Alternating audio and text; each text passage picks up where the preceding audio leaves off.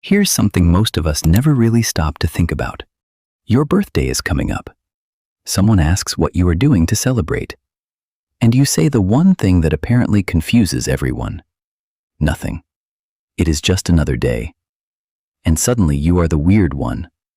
Your friends think something is wrong. Your family says you are being difficult. But what if nothing is wrong with you at all?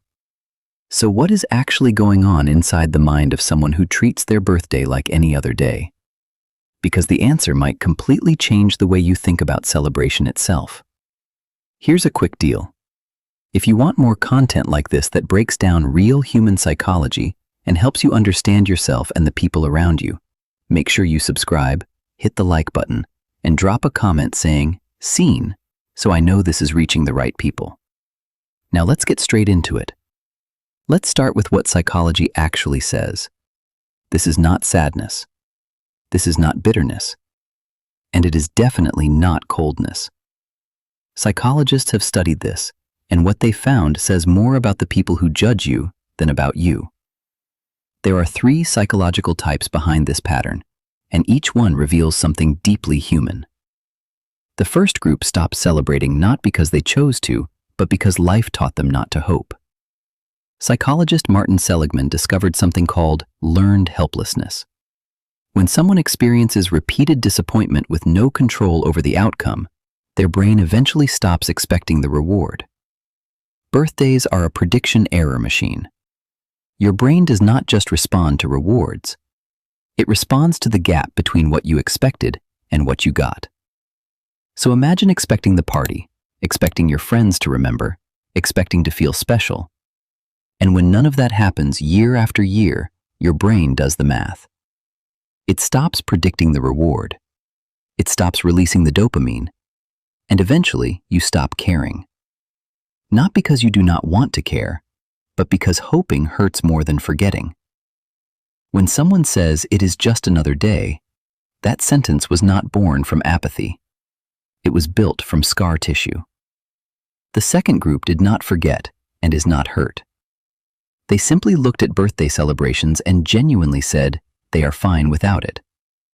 Researchers Ryan and DC found that the most psychologically healthy people are those whose happiness comes from within, not from external events, not from social rituals. These are people who figured out what researcher Philip Brickman called the hedonic treadmill, the cycle where you chase the next celebration and the next external hit of happiness, and it never quite lands. They stepped off that treadmill. They stopped outsourcing their joy. While everyone else waits for one day a year to feel special, these people figured out how to feel whole on a random Tuesday. And then there is a third group, the ones who want it desperately but will not admit it. Psychologist Jennifer Crocker found that some people disconnect from celebrations not because they are free, but because they are afraid. Afraid that if they let themselves want it and it does not go perfectly, it will confirm something they already suspect about themselves. So they opt out. Not from confidence, from protection. There is a real difference between someone who does not need the party and someone who wants it deeply but has built walls around that wanting. And maybe that is the most thought-provoking insight of all. We have been taught that if you do not celebrate your birthday, something must be wrong. But what if the truest form of self-respect is not needing a calendar to remind you that you matter?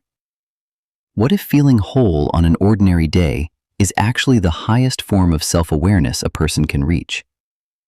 You are not broken. Nothing was ever wrong with you. If this felt like someone finally put words to something you never could, drop a comment below.